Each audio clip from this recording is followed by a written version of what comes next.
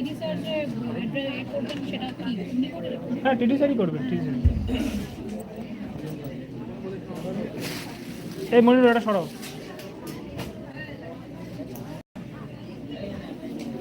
এনাও এনাও এনাও এনাও।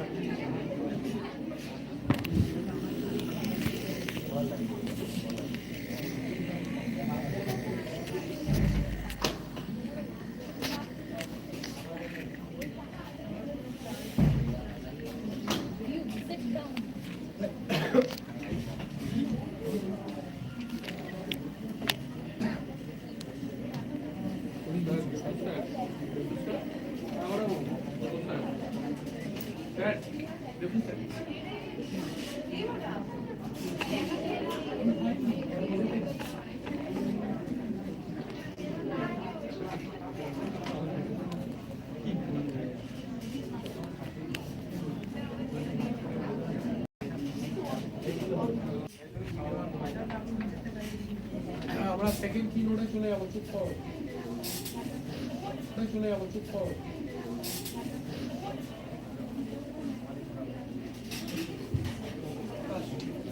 A very good afternoon to all of you for the post-lunch session, the last keynote address that we have for this conference.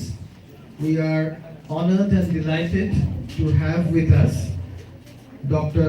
Wasinee Toponianand from Chiang Mai University, Faculty of Humanities, Chiang Mai University. Dr. Wasinee, you are most welcome. I am Dr. Tathagato Das from Bhamar Mahavidyalaya, head of the Department of English. Yes. So I'll just introduce you to the audience and then I'll hand over the mic to you. Dr. Wasinee Toponianand is an early career scholar from Thailand, and her goal is to utilize local knowledge to promote academic dialogues internationally. After completing her doctoral degree in the UK at SOAS University of London, she began her in-depth researches in folk tales from northern Thailand's indigenous communities in line with eco-spirituality. She is recently teaching literary studies while immersing herself in other innovative courses such as Econation, critical and creative perspectives on environmental and medical humanities at the Integrated Center of Humanities Innovation, Faculty of Humanities, Chiang Mai University, Thailand. With these words, ma'am, I hand over the mic to you and welcome you once again, and you may start your keynote address. Thank you. Thank you very much, Doctor, for the introduction. Let me try to share my slide.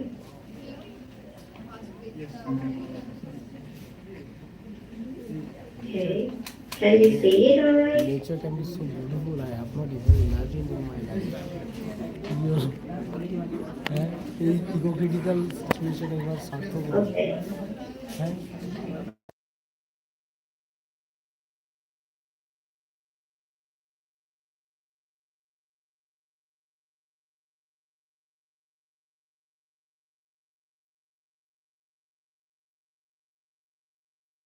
Introduced me earlier. So my base is at the Integrated Center for Humanities Innovation, Faculty of Humanities, Chiang Mai University, Thailand. Oops, what happened here?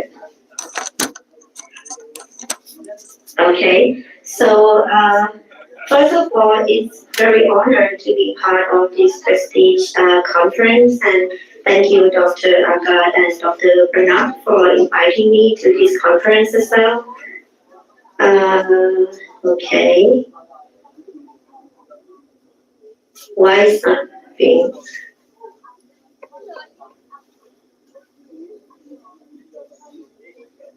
Okay. So my talk today, wait, I will reduce my screen here in Google Meeting so I can see my slide. Sorry for the technical error. Okay, so my talk today would be based on my part of my PhD thesis submission for Seoul at University of London 2 years ago. So I pinned down my talks today in the oralities and the legend of the man unknown. As we all know now that in oral tradition, myths and legends lie within the pre-modern society where political narratives necessitate an understanding of diverse environmental culture. So also, as we all might know that most of the narrative use tales as means of convincing the reader of his own goals and purposes. So the elements of stories are purposefully selected, emphasized, altered, and sometimes ignored. These are always in constant flux. So the underlying concealment, confrontation, and negotiations in the tale can also be seen in the Thai context.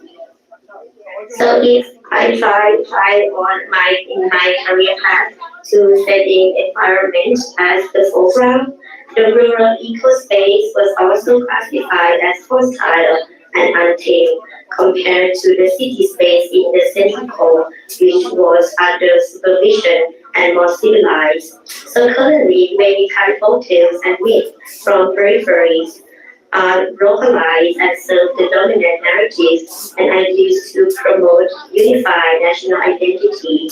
The gloriousness of the state has been entailed in the folk culture of the historical past to enable the making of the modern nation state.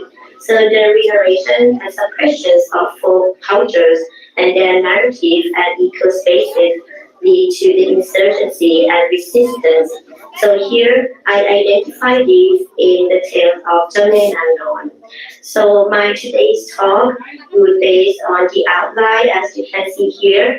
I will start with the introduction of the legend of the man unknown, which locally known among the townspeople in Chiang Rai, Thailand, as the legend of the Great Reclining Lady.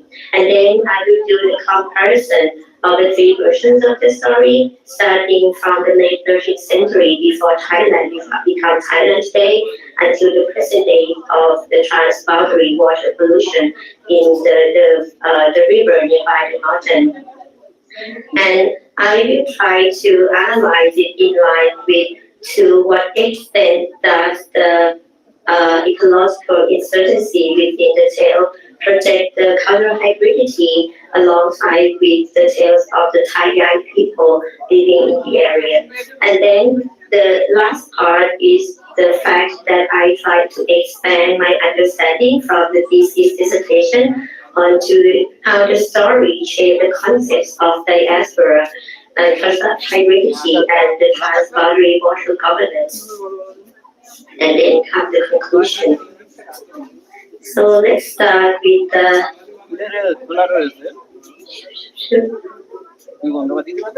okay, the legend of the. So the name Sumenanon is derived from the geographical features of the mountain Doi Nanon. So right now I might use the word Doi or sometimes Hu interchangeably with the word mountain because most of the northerners use this kind of word interchangeably so to like understand the mountain in the dialect.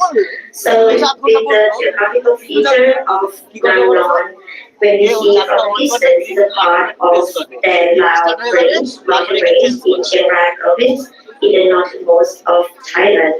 It resembled the reclining princess, and the mountain range stretched from south to north along the border between Mae Sai province in Chiang Rai and Thakile, a town in Myanmar. It rests to the elevation of 2,500 feet and is approximately 10.3 kilometers deep.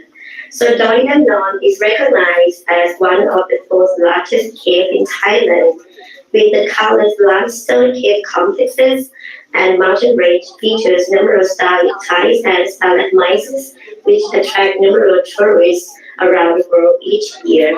So the mountain area consists of two forest types, the mixed deciduous and evergreen forest, And of course, it is abundant with natural bounties such as bamboo, cognac, mushroom, and all the small games like frogs, toads, fishes, and the snake. The currently well-known legend of Domain Unknown is about the tragic love story between a princess and a stableman. The princess is from Jinghong in Xizong, Anna, which locates at the far south city of China, Yunnan province, and a prehistoric capital of Thai ethnicity. I don't want you to be confused with the Thai, Thai, which is like the majority who moved from China, the southern part of China, into the Chao River Basin. But Thai, Thai is an ethnicity moving from the southeast part of China and mostly settled down in the northern part of Thailand. So the love story of the princess of Sopana and the lonely stableman of the unknown origin. The difference in the status. So with the difference of their status, the king has forbidden their marriage. So the couple ran away from the kingdom while the princess got pregnant. They of course exhausted and the princess rested nearby the Mekong river bank while the stableman went to search for food. She waited her lover until the next dawn without knowing that her lover is already been taken and killed by the king's soldier. After the princess finally learning about her husband's death, she fatally stabbed her head with a hairpin. So locals believe that her blood has since become Mesai River, and her body lying from north to south morphed into Doinanon. While her womb, I will go back to this, you might visualize the picture. Her womb morphed into Doi Tung, and her breast, Doi Meya, or sometimes known as Doi Tao, and the head morphed into Doi Zhong. Okay, so the legend of Domain Unknown has become nationally and internationally known since the June 2018 due to the search and rescue mission. Altogether, it looks 9 arduous days with international joint cooperation between the local, the Thai government, the Thai Navy SEAL, US military, and world-renowned cave diver. Eventually, the track football team had been located at the tiny beach called the Nong Sao, or locally understood as Lady Bosom, by a pair of British cave divers. Interestingly, according to my fieldwork during the September 2019, the locals believe that the Princess Bosom, which is regarded as a source of vitality, has helped the wife also by the Udi. So this is the recent days, the shrine of Domain Unknown, and you can see it at the entrance of the cave complex.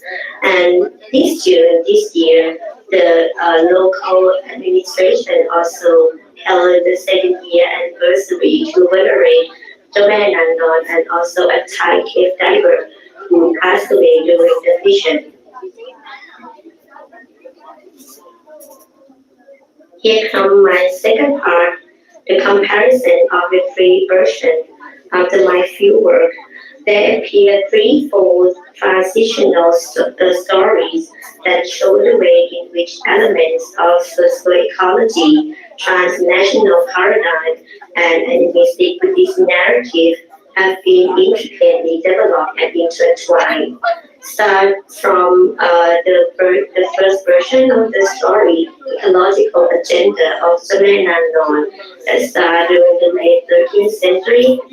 The tale runs deep even before the period of Siam. Siam is the former name before becoming the Thai nation state as of today. So the ecological manifestation reveals substantial concern about the mountain range, which is regarded as sacred and mysterious. Doi Unknown was initially known among ethnic settlers as Pusasao on the three stone mountains, where Dongtu, remember Dong? Dongtu was the main resident of the Luo Lord, who is another ethnic group residing in the area. Doi Pu Tao, also known as Doi Meya, is the resident for the Luo Queen, and Doi Zhong for the children to stay. So the story is dated back into Yono Chronicle, discussing the Luo ethnic people as one of the first inhabitants of the range before migrating down to Chiang Rai and Chiang Mai. A descendant of Luo Ura, the king Mang Rai, later established the city of Lenyang and then Lana Kingdom, part of northern Thai today, respectively. So the Luo people believe that the spirit of Pusam Sao, or the Three Stone Mountains, animate the landscape and protect the upstream river or locals and the neighborhood proportionately. This history resonates so well with the interview with some local elders. So the elderly that I interviewed, one of them is the head man named Burma. He explained to me that the intimate relationship between the legend and their day-to-day life is very, very close. For them, all of the legends of the Doinanon and her tragic love with the stable man remain very influential. So in most every household, there are water well, as you can see here in the pictures. The water well will collect plenty of water from Doi Anon, and the local still draws from his well even today. In every dry season of each year, the local organize ritual to pay homage to the spirit of the cave. They would offer the bananas, coconuts, egg, sometimes pig's head, and the new women's clothes. So for them, the great cave represents Manano's womb, which provides subsistence for all in terms of water, food, and shelter.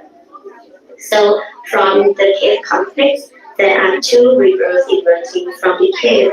The clean one can be used for everyday consumption and household usage, and another one is the red tint one is forbidden for any kind of usage. That's bad omen prevail, as the local believe it to be man and lost menstruation. The socio-ecological agenda lies alongside the locals and the latent spiritualities towards the modern range. Such spiritual rootedness undeniably make the area culturally rich. The presence of Nanon as a sacred eco space on which the locals rely for subsistence has been shaping the locals' attitudes and their behaviors towards the mountainous area until the present day. And this is the second version that shifts from the previous tale in the late 13th century to Thai Yai ethnicity version and their positionalities as a transnational worker in Thailand during the mid-1980s.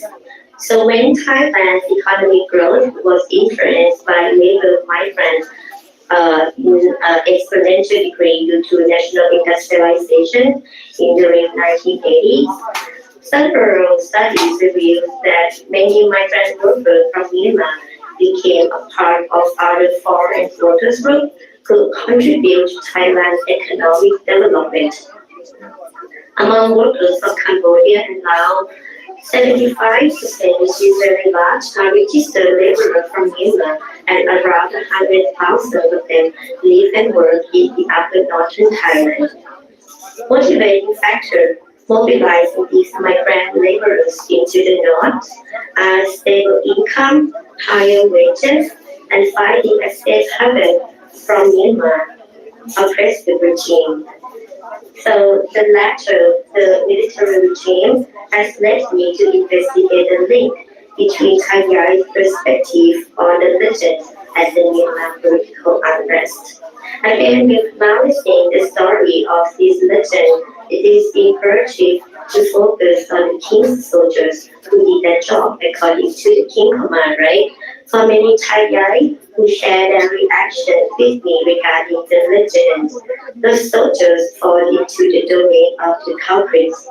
So the status difference between the princess and the stable man is indeed a huge obstacle to overcome. But without the assassination scheme from the soldier, the couple might have made it through and lived life together. So the conflict between the local and the military administration at this point has been included in the legend. The tragic fate of these migrant workers seems to be represented in the unsuccessful love. So once the worker evacuated into the new state, which is Thailand, they associate themselves with the landscape, with the local legend, and have been in the mix themselves and we articulate their positionality with the tales. So this conversion of the man unknown's legend then functions as an outlet for the distress and frustrated emotions of Thai guy. Actually, the spirit of the unknown somehow still occupy the Thai young people's mind as well as those of Chiang Rai locals. The reverence towards the cave spirit has been intensified since the football players got trapped in the cave and uh, all they were saved, of course. As they discussed why Thai young migrant workers were mobilized beyond the nation's border, providing massive services which helped grow Thailand's economy. Local immigrants would center around Bangkok and illegal ones throughout Thailand. So this part, the urbanization and ruralization concepts was stratified. While Bangkok is destination of modernization, the rural area and barbarian backwardness, the countryside is regarded as a place for the market production, forging out raw material and labor to the city. The indignities made out by the Bangkokians and the uncertainty the Thai young migrant worker has to face push them to seek source for protection. One source were the whole legends of the man unknown. So since the white balls incident and one third of them and the quotes are from the Thai young ethnic group, the rumor and the angry unknown spread beyond Mansai district. The spirit's personification and her mystic power intricately fit into the Thai and local mentalities that perceive caves and the wilderness to be a spiritual sphere. Some of the white horse parents got emotionally involved in the rescue and despair to the point that they condemned the spirit of the man unknown as causing this ordeal. Then, in the scene, along came Kuba Buchum, a Chan Buddhist monk from Forest Monastery, who has been regarded locally as the man unknown lovers in his previous life appeared in the rescue scene. Some believe that the powerful desire of Nanon to meet and reunite with her former lover was one of the factors that led to the termination of the ordeal. So even though the monk Wu Chung was born in Chiang Mai, he grew up in Chan-speaking family who was dispersed from Myanmar. His reputation is very well known among the Thai young people, both in Myanmar and Thailand. Then this version reflects so well that apart from the health of the world-class cave divers and the high technological support all around the world in this mission, many locals believe that the actual reasons why the white boys were safely rescued is mainly because of Kuba Buchum or the monk. In his meditative and ascetic state, he claimed to have conversed with the man unknown and promised the children's parents that they would safely return home within a few days. Miraculously, Kuba predictions came true, coincidentally or not. The tragic past of the couple and their unborn child brings about the successful delivery of the reborn football team. So during the 9 days into the Adil's mission, considering the legend, of Nangnon, the legend becomes a medium for the locals to revocalize their relationship with the central core. The thematic transformation from ecological conservation in the first version of the story into socio-political negotiation of the latest legends coincide with what Anita Furman, professor from Cornell, stresses as melancholy of the past, or Buddhist melancholy.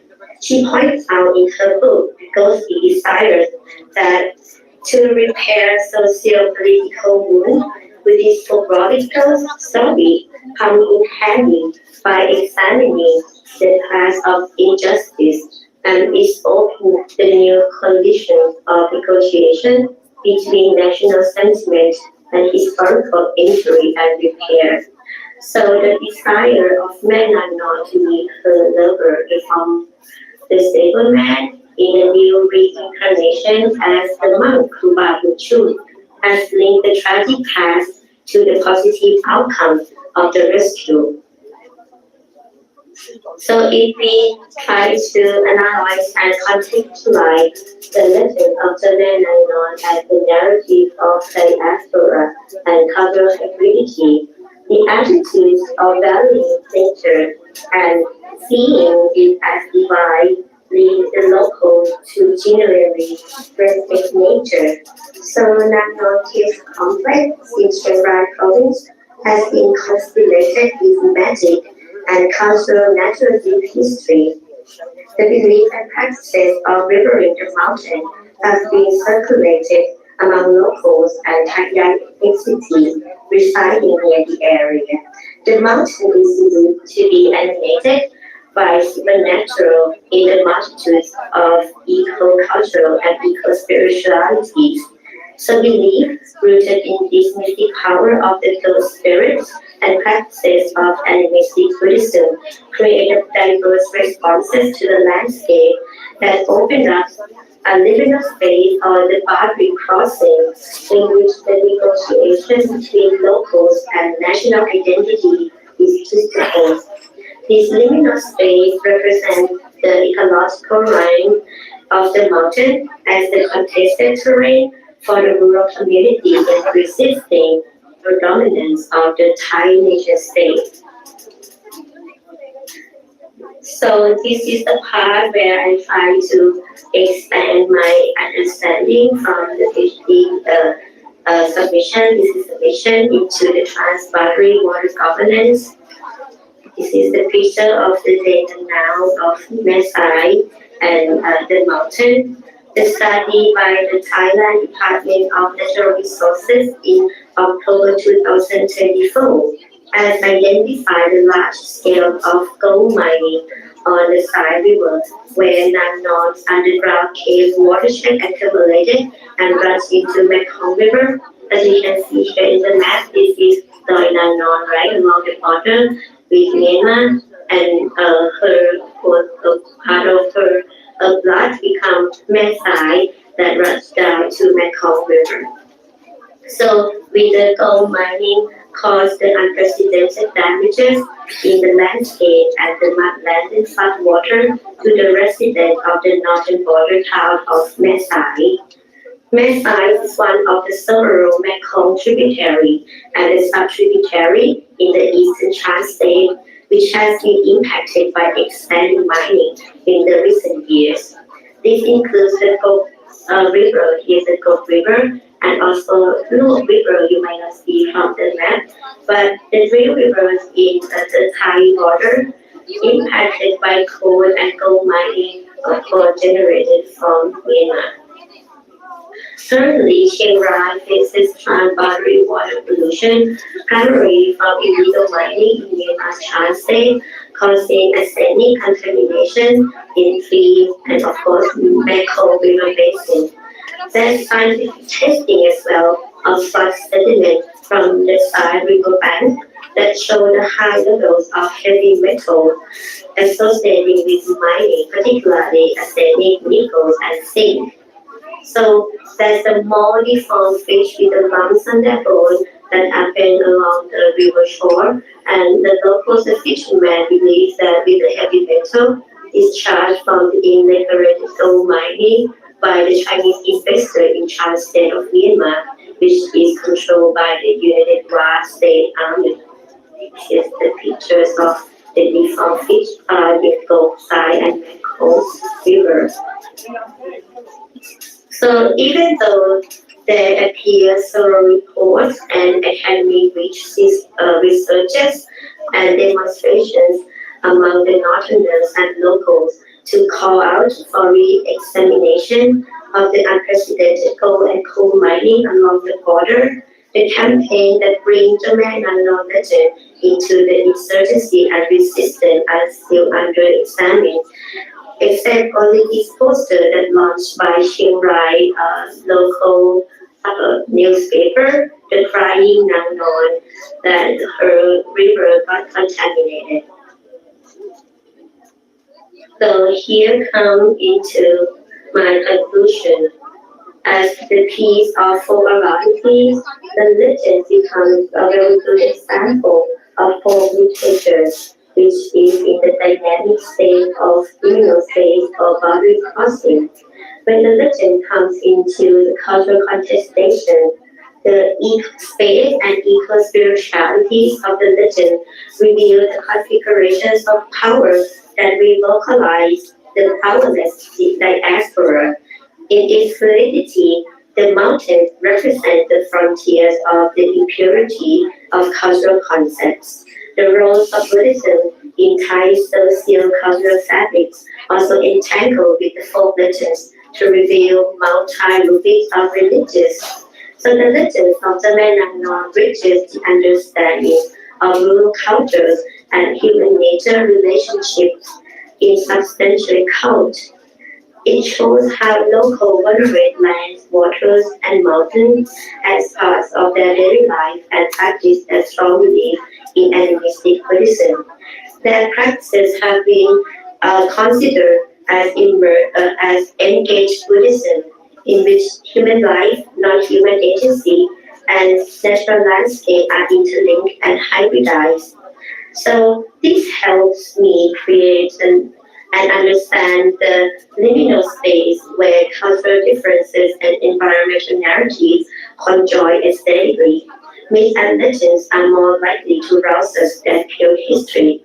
In folk narrative, the aesthetic values become a site of questioning, resistance, and negotiation. The narrative of the man unknown legend unveil diaspora confrontations and negotiations with institutionalized frameworks. In this sense, over time, religious and political orders are entangled in a series of discursive practices that aid in evolving and retelling these tales. And this is pretty much it. Thank you very much for listening.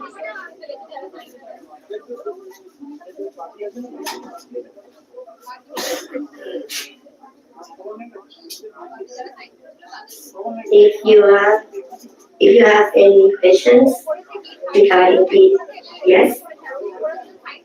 Hello.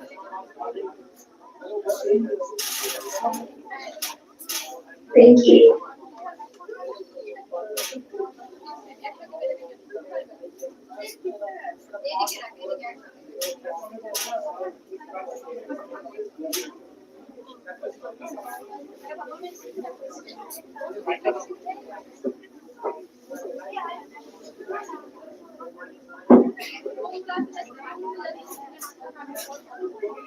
Presence has really made things even more special for all of us that you delivered, and we have quite a good number of audience here who listen to you, have been listening to you for quite some time, and many of them have really been carried away by the way you spoke and by the way you presented everything. That's so wonderful of you. Yeah, thank you so much. Thank you so much. Thank you. Yeah, so Akash will contact you for all other details. Of course, of course. Yes. So I will be fine. Thank you so much for having me. Yes, and we have 2 panel sessions coming up online. So if you are interested, you may be there in one of them. I will follow the YouTube link. Definitely. That's so kind of you, and thank you once again from our side. That's wonderful. Thank Yeah, thank you.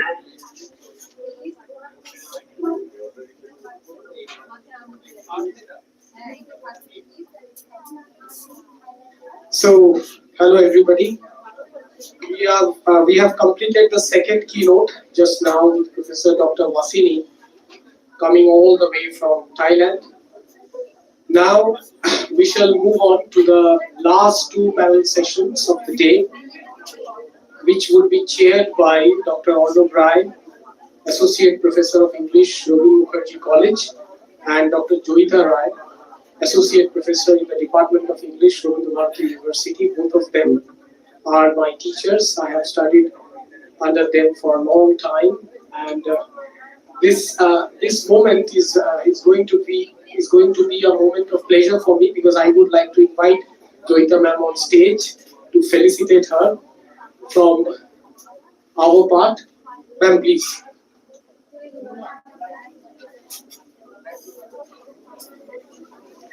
So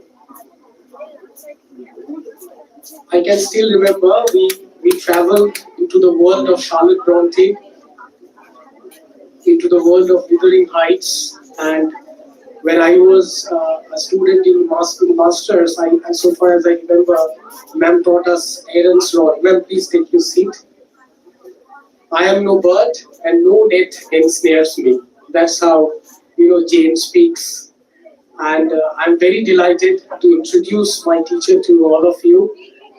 It's been very kind of her to have come all the way from, I think ma'am lives in Borano, if I have not forgotten. Ma'am, please take your seat. Students, please felicitate ma'am. So Shumaya and Nasifa. সবাই একটু হাততালি দেবে। উত্তরীয় পড়িয়ে ম্যামকে আমরা বরণ করে নিচ্ছি।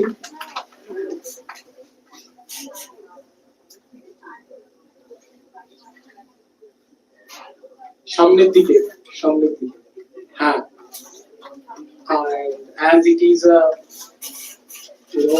gesture from our end, a symbol of sustainable development, though the pot is made up of plastics, it might come to the view of others, but it's okay, we have to also keep the economy in mind. Acha. Dr. Tadhavat Das wants to say something.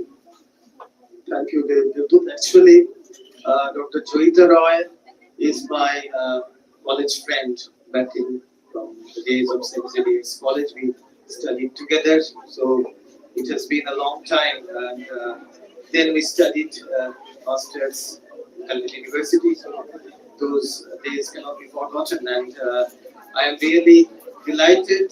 I am also honored because she's now been teaching in Rabindranath University for a long time now. So Joyita, you are most welcome, and it's really an honor for us to have you here.